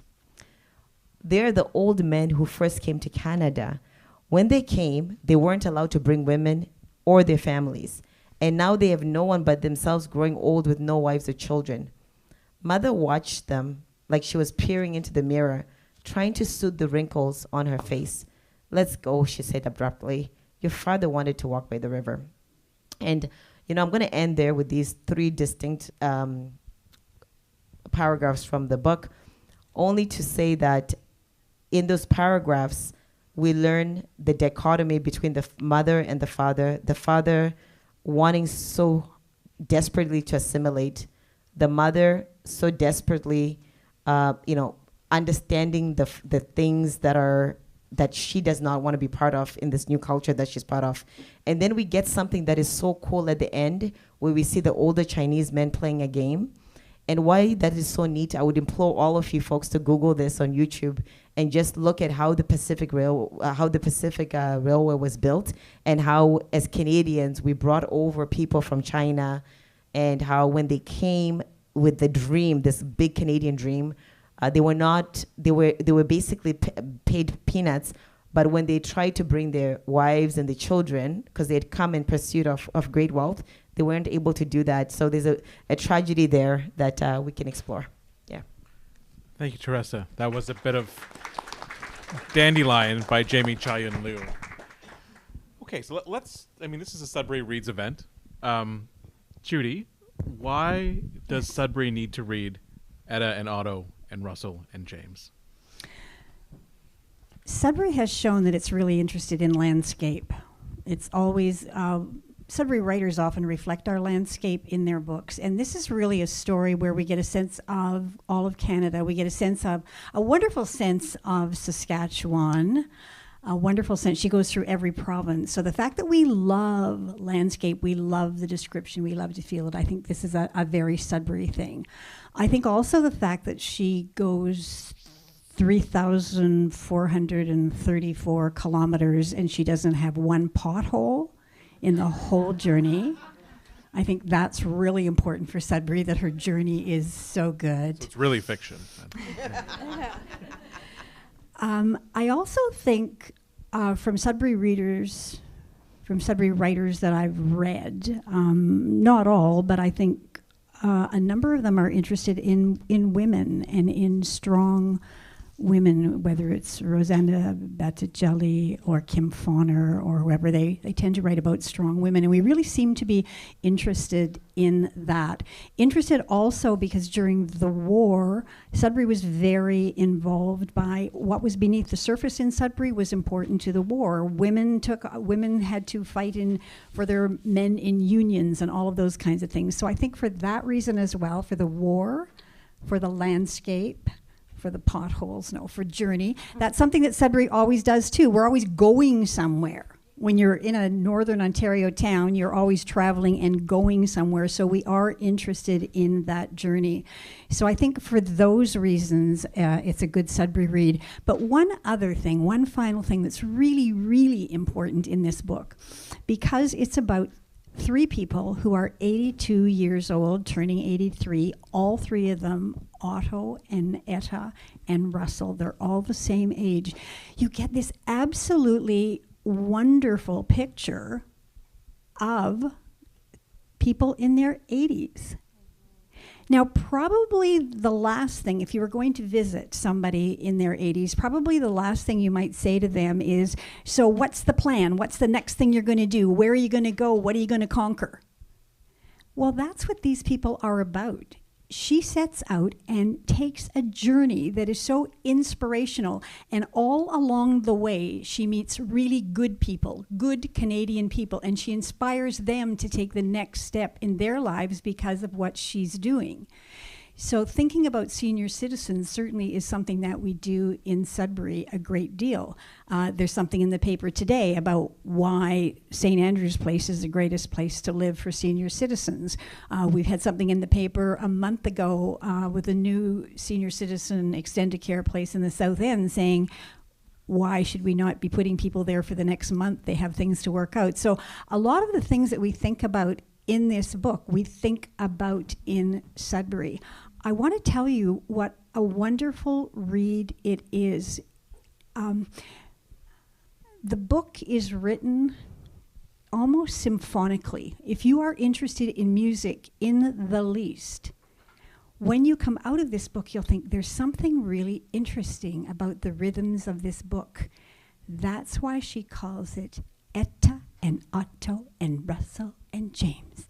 Da, da, da, da, da, da, da, da, da, da. And all through the book, we get the most wonderful, long lyrical rhythms, and then we get explosive language, and even trains. I'm always interested in trains and trains downtown. You can't have grown up in Sudbury and not be interested in trains. They come right through our city every day. You're waiting for them all the time. She has a description of trains. She's waiting for Otto to come back from the war, and so she goes to the train station every day because she's not sure when he's coming. And she even uses a musical term, I think it's called something like ritardando or something from music, where something is coming and slows down rhythmically and at the same time gets louder in its volume, just like a train does, and like it's done in a symphony sometime when the symphony slows down and everything gets louder. So I love the way the story is told. She also tells it with great spaces. She says that a symphony score is like that. She is a professional classical musician, and she says sometimes you have big spaces and rests, and she sets her book out so that there are spaces, and sometimes there's only 3 lines in a word in a page, and then there's a big space. So for all of these reasons, whether it's the rhythms of the water, the rhythms of the train, whether it's aging people, whether it's our environment and our land and our journeys, this is a book for Sudbury to read. Thank you, Judy. Shayna, why should Sudbury read A Two-Spirit Journey? Well, I think I talked a little bit about it before, but I think one of the reasons why I think Sudbury should read this book is it's because it is a Northern Ontario story. It's about Northwestern Ontario, but a lot of it will be familiar for folks who have grown up in Northern Ontario. And I think also it's a very important read because it is the story of what we now call Canada. Even though it might be a hard story, as I mentioned before, I think it's important for us to grapple with some of the things that are brought up by Mani and some of the histories that, we're sort of slowly relearning as a result of the process of truth and reconciliation. For me, it was interesting because my partner is Anishinaabe, he's at the back of the room. Because of that, I have learned a lot of Anishinaabe Moan. Okay, now everybody gets to look at you. Isn't that great? He's the center of attention now. And so this book has little pieces of that, right? Has little pieces of tradition, of knowledge, language. So I used a couple of words when I was reading. So kokum, which means grandmother, right? So it has those pieces. And I know that if you live in Sudbury, right, you're up against a number of, of Indigenous folks, but I don't know if we're really up against or if we're really learning culture from the stories of people. And so I think, as we occupy this land, that is, the traditional lands of the Atik, Michigan, Anishinaabe, and Wanapitei First Nations, I think it's important for us to really note what people have been going through and the histories in which that they hold, and also the joy. So I think the other thing that's also really great is to see queer community from the eyes of an Indigenous person. And so our queer history here is quite whitewashed here in Sudbury, and Quinn and I have been in community together for a bit. We're trying our best to reclaim those lost stories from people who might not be seen as the mainstream. So to hear a queer story through the eyes of this Indigenous, this OG Cree elder has been really fantastic. So I think if you're trying to learn a bit more, perhaps about subjects you might not have already heard about, whether that's queer histories, whether that's Indigenous histories, I think it's an important book to read for Sudbury so that you can really, find out more about that. Thank you, Shayna. Matthew, why should Sudbury read Jenny's Boy? I don't think it needs to, but I say this because I reject the premise of the question, though I think it's a great one, because I think really Sudbury should only read Shayna's book, and I think she made a marvelous argument for that. It's really the only book that, if we're speaking about what's important about these books that speak to being here and now in this place, I think more than ever before, world events happening as they are, we should be digging up the ground beneath our feet rather than keeping our eyes on the horizon. There's a lot more to deal with right here and right now. But I think if you're asking a question, which of these books should I read as a reader, I think each book can speak to you, obviously. And with this book, for me at least, I think maybe why I was picked for it, because Heather knows I'm weird, I have a really dark sense of humor. I find humor in the dark things. I think you have to laugh in the face of darkness to push it back. This book won the Leacock Award for humor, which is unusual for a memoir about somebody who almost dies, whose grandmother dies, whose family is evicted from homes over and over again. And so you have to have a particular grimness to laugh at that. But I would say, not to derail the whole conversation at all, but because you asked the question, I'd say, I'd love to see, if we're going to call it Sudbury Reads, to read from Sudbury in the north, maybe in a future year, that parallel to these greater kind of national reading challenges, that we have 2 publishers here in town, one of which is sponsoring the event.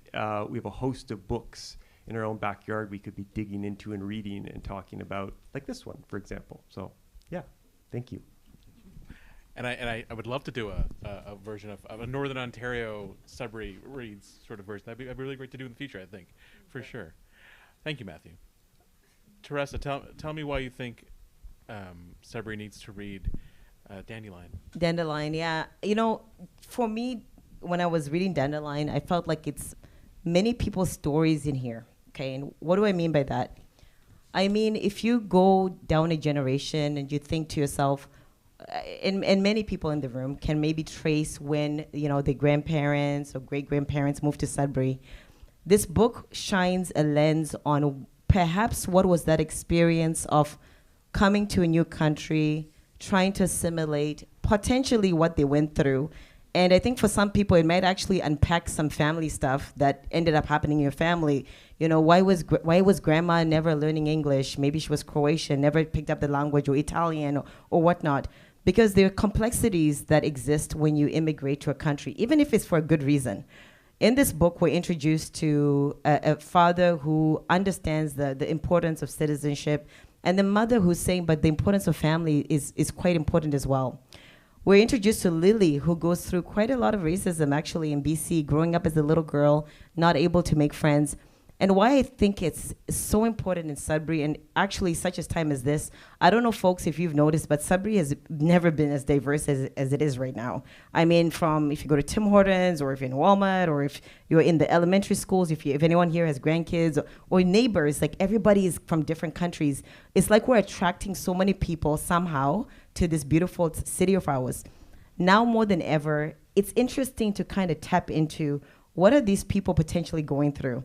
And how can you be, and if you're so inclined to be somebody who's prides themselves in fostering belonging, I think this family presents to us a case for belonging and understanding that how your actions, like simple actions, can actually traumatize people. I mean, think of the scene that I showed you where families just trying to go on vacation. They're just trying to enjoy the outdoors. And one question by one stranger does enough to, now it reminds the mother of the trauma of coming to Canada. And now it kind of puts dad in a defensive mode. Hey, we are Canadian. What did they ask you where you're from? So I think all of us, it's a good lesson. It's a good soft lesson for all of us in fostering belonging. The other reason why I think us as Sudburyans need to read it is not only is it's actually set in a bit of a mining town.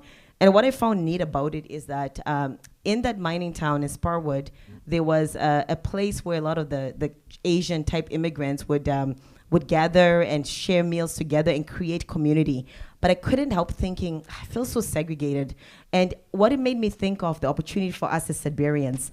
I know sometimes it's, unless you go to a church where there's diverse people, sometimes you see yourself just hanging out with people who you went to Marymount with, or people who look like you. So I think this book really makes a case for having empathy on the fact that many people you see in Sudbury who are diverse, who have immigrated, they come here because they're looking for Gold Mountain. All they're trying to do is create a better lives for themselves and potentially even send money back home to other people who, in the most dire circumstances, some people are dealing with stateless people that they're trying to make money, send a little bit back home. So I think, to your point, if you consider just the world the way it is today, and I'll say the way parts of the world are today, there's a case for empathy in this book. There's a case for also putting yourself in somebody else's shoes. Imagine her mother could not fathom staying in our country, that she left traumatizing a whole family. Keep in mind that by mother walking out, it also, what did it do? When Lily becomes a mother herself, just the pain of your mother abandoning you. And you look at the little micro steps that led to that eventual exit, are those interactions. So I think my call to action for us as Sudburyans is consider reading Dandelion. It's made me a more empathetic community member, and I really hope some of you consider it. It opened up my eyes to things that I could be doing that might not even be fostering belonging, and makes you curious about your neighbor. So that's why I would encourage you to read it. Thank you, Teresa. And Quinn, finally, why should Sudbury Read watch out for her? I think there's two really big reasons why this book is one that Sudbury should read. The first, the defender of this book for Canada Reads is an Olympian, and Maggie McNeil, and she is a later in life reader, and she sees this book as one that is accessible, not just for herself as someone who perhaps hasn't spent her whole life reading books and doesn't identify as a reader, but also as someone who, being an Olympian, sort of is perceived in the world one way, and this book sort of has, like, the changing of the narrative is that we have our true selves, and that part of us is often hidden. And so the way that we are seen by the world, and I think this is a theme that crosses over many of these books, to really understand one another, you have to understand yourself, and you have to be willing to put your true self forward. But then also our community, we need to have that safety for that true self to be accepted. And so, like, fundamentally, this book is about being human. And so being human means you've been hurt. It means that you have hurt others. And then a lot of us are ashamed of things and we hide them. And that can create desperation in us. And so through that, not always on purpose, but sometimes desperate people do desperate things. And so this just sort of turns on its head the idea of looking at someone and knowing who they are, whether they're good or bad. It turns on its head this idea of a hero and a villain story. And so in this book, there are no heroes and there are no villains, despite it being something where there is clearly wrong done. And so on one hand, it really looks at disconnection, and how that impacts us as a community, as individuals, as family members. And so the opposite of trauma is not arriving at healing. The opposite of trauma is finding connection. And so this book, each person has been traumatized and has suffered in ways that are very relatable. And I think everyone in Sudbury, just in the last few years, what we've been through with COVID, political differences, we sort of judge each other and we feel isolated from one another.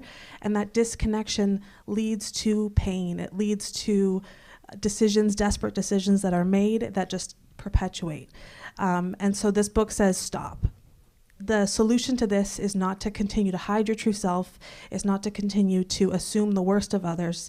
It's to really believe and love yourself and connect with yourself first, and then start to take those risks with others to connect and find that community that will be healing. And so the beautiful thing about the book is, despite being a thriller, this adventurous mystery, all of these like fast-paced, the confusion of who did what, at the end you arrive in community with neighbors, with family, with chosen family, and that connection is a thing. The resolution isn't neatly tied with a bow. The resolution is a sense of believing that these characters now have one another, and I feel like in Sudbury we need one another, and we need to look for those connection points rather than for the things that disconnect us. Thank you, Quinn. I'll give you.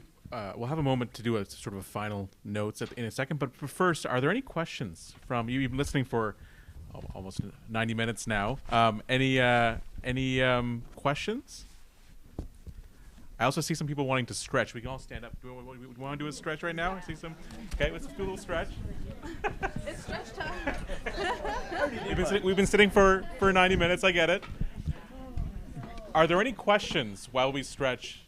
Over there. If you, without choosing your own book, from a literary standpoint, which book would you choose to win if yours didn't? All right, Judy, let's start with you. If you were to choose a different book besides yours, what would be, I guess, maybe your second place? I don't know about that. That's a really tough question. I'm kind of caught up on Dandelion because of our tremendously multicultural city, and like you said, look around you. It's more and more multicultural all the time. So probably that would be one I would be interested in. For myself, Jenny. Tell me the name again. Jenny's Boy.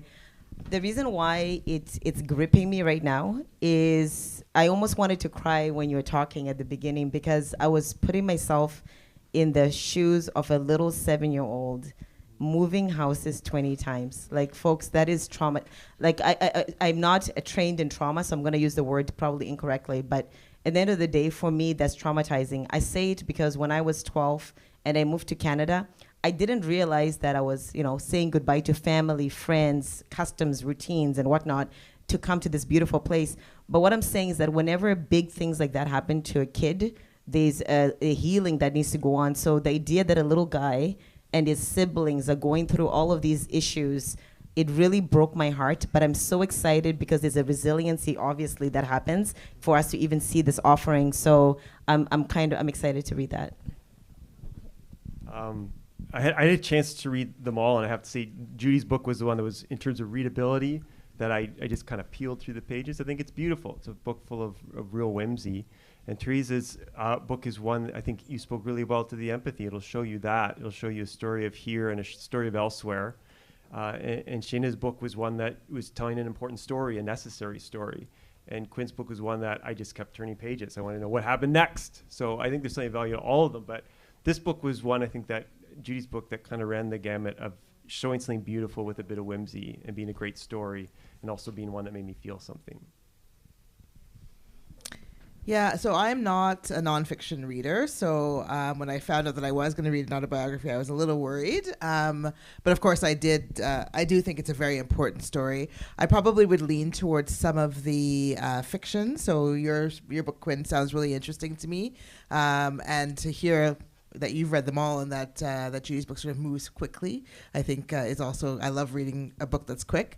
But of course, I've also noticed that Sudbury has diversified quite a bit. And as someone who is a first generation Canadian and has been here for 20 years and seen that happen, I am really interested to read a little bit more about that story of travel, of journey, and also trying to make a home in a place that could be kind of hostile towards you as well, which is an experience I know that my family has had. But I do think, if I can put one more plug, I do think if you haven't read anything by an Indigenous author, and I'm hopeful that that's not the case in this room, I do think Monty's book is really important. So I'll just say one more time, I think I probably reread mine. That's fair. And Quinn? In doing this and defending this, I think that there's a lot of wonderful things about this book, but fundamentally, the things that I hope we all read, and if reading can, like on the theme of connection and just finding our true selves and sharing that with one another, I really think that we all should at least start to try to take pieces of a two-spirit journey. The conversations that I have here in the library, the programs that we offer, and the things that come out of that.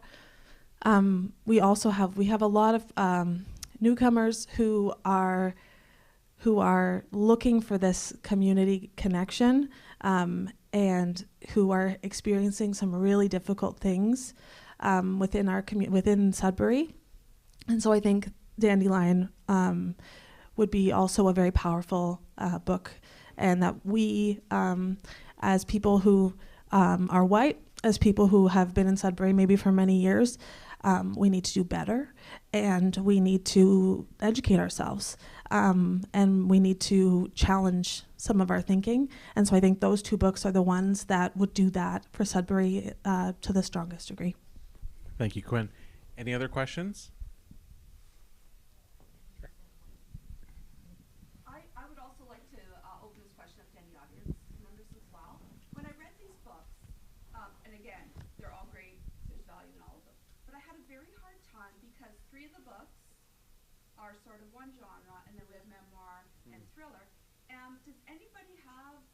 Did anybody else experience that? Like in their own categories, wonderful. I have a very hard time comparing them. I feel very apples, oranges.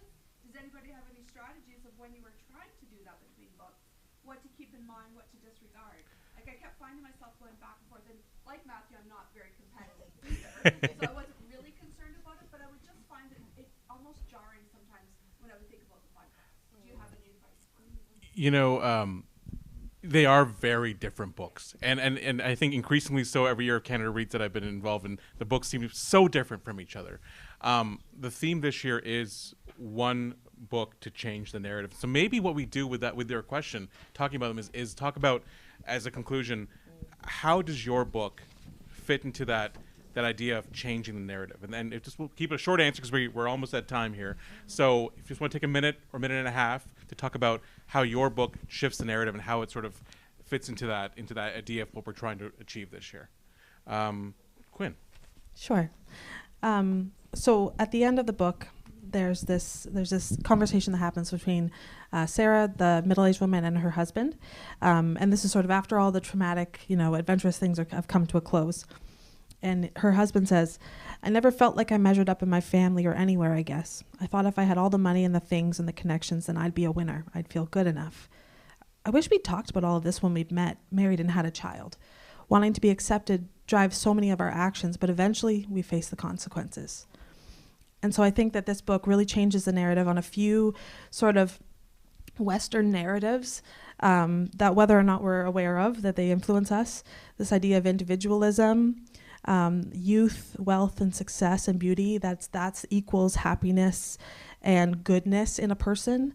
The idea that your appearance must conform and that your true self needs to be dimmed. the idea of a hysterical woman and not believing women and their stories and their anxieties and their truth. The idea of villains versus heroes, and that it's so cut and dry, black and white. That addiction looks one way, and that you can look at someone and know that that's something that they're facing or that they've faced. And that control and power and people who sort of exude that in their personality, that is what we should value in leadership. And the idea of a supermom, someone who does everything, and the idea of this ideal nuclear family as the be-all, end-all versus chosen family and finding true love and support. And so I think all of those things that we all deal with are truly shown, and their flaws are really real in this book, and I think that's why it changes the narrative. So I think that I've been pretty adamant about the point that I think that reading this book is important, specifically if you've never read an Indigenous author before, and also because it's a Northern Ontario book. But I think for me, the reason why it changes the narrative is that it starts off feeling like it's a typical story of pain, suffering, loss, trauma, violence that many Indigenous people experience, but it really does show you the importance of community, the importance of that connection. And I'm sort of saying a lot of that what Quinn has said about her book, which is interesting that it comes in this book as well. And that, that resilience, right? That you can forge your own path and make a change. I think that the narrative of, that, we always hear these stories, it's a different story than perhaps a story that you might have read about history. It's about contemporary realities, because Mani's story comes all the way up to present day. One thing about this book is that it has an afterword written by the person who helped write the book. So I started reading that afterword, and I wasn't really impressed because I didn't really need an afterword to analyze the words of Mani. I think her words stand perfectly well. But there was one thing that the co-author wrote at the beginning of her afterword that I would like to say sort of sums up how this changes the narrative.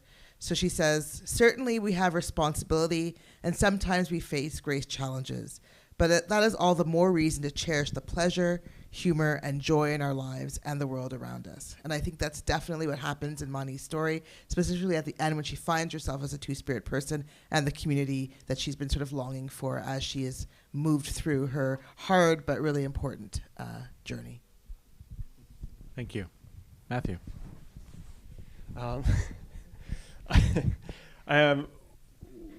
What can another middle-aged white man offer you to shift the narrative?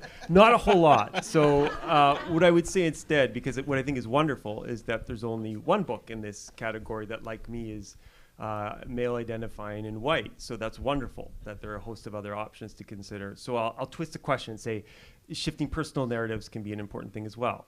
We're looking beyond universal ones. And I know on my worst days, I can spiral into tragedy and go, why me?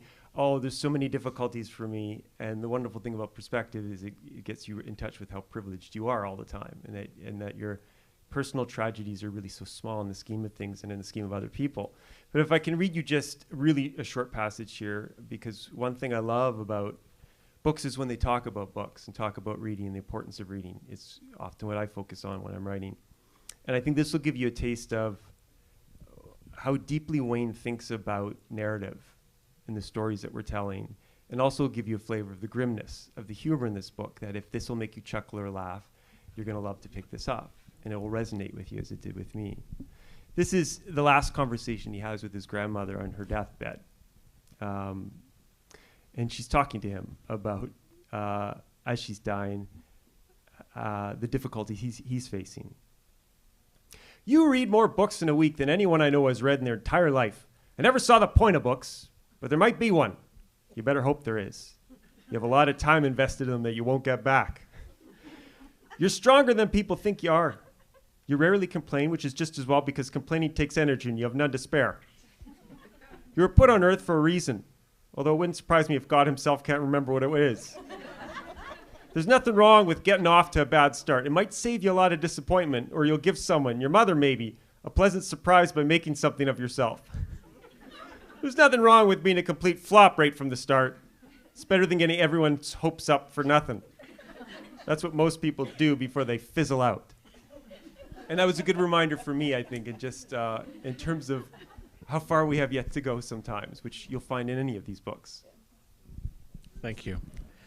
Teresa. Okay, so for those of you who are comfortable, don't do this if you're not. I would just invite you to just close your eyes for just a couple seconds, okay? And I just want you to picture yourself, you're 11 years old, okay?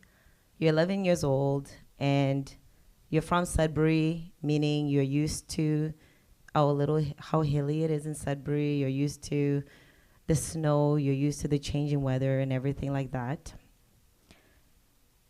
And you have a sense of belonging. Like, you love this place. This is just exactly where you're meant to be.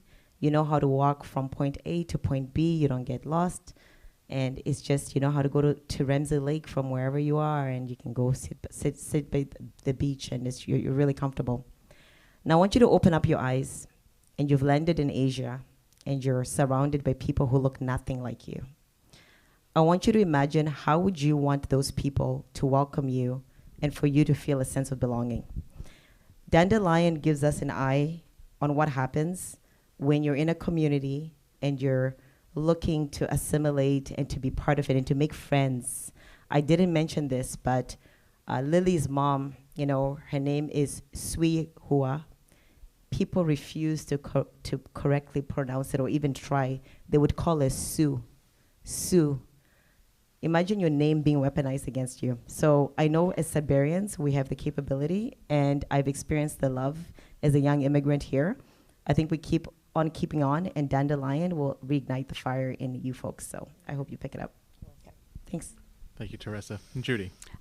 In the part of the story where they're all in their 80s, we won't deal with the part going way back.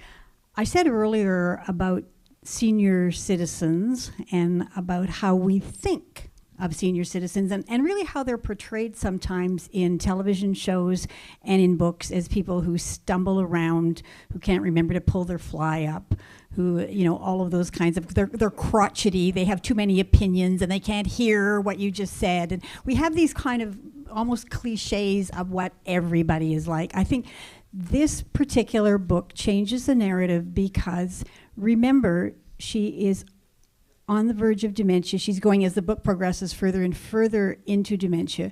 She learns so many new skills while she is fending for herself across Canada. She learns how to fish by taking plastic bags and putting holes in them and catching fish.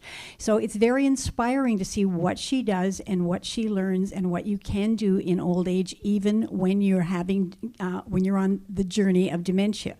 She is an inspiration. Russell, who has never, ever been off his farm, goes to find her. He's so worried. When he tracks her like a deer and finds her, she inspires him to do something else with his life. She says, "It's your time, go." He has spent his whole life standing on his farm waiting for deer to come to him. He ends up going to the far north and finding caribou, herds and herds of caribou, and having, this wonderful adventure. She leaves Otto at home, who has relied on her for everything, and she leaves the recipe cards out. Otto learns to cook. He learns to bake. He can make the same cinnamon rolls try after try after try, but he makes the cinnamon rolls. And then when he buys up all the newspapers and has 300 and some newspapers because her picture is in it, and he doesn't know what to do with them, he rips them into little pieces and he makes a little paper mache hamster because he's bought a hamster and he wants the hamster to have a friend. And then he discovers that he can make paper mache, and he makes animal after animal, and they're so big he puts them all out on his property, and all of a sudden people are driving by and wanting to see the paper mache, and somebody from an art gallery wants to come and take his animals and put them in the art gallery. This has all happened to people who are in their 80s. Let us not discount them. Let us change the narrative. Thank you, Judy. Did that help with your question a bit about how they all kind of tie together? Okay. All right. I know it's about 3:00, and I want to respect your time. So Heather, if you could tell us how the voting will begin.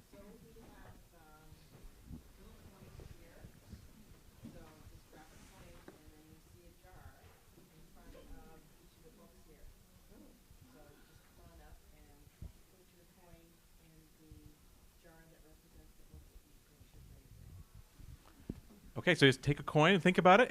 But first of all, can we give a round of applause to our defenders today? Thank you so much. It's wonderful. And let's.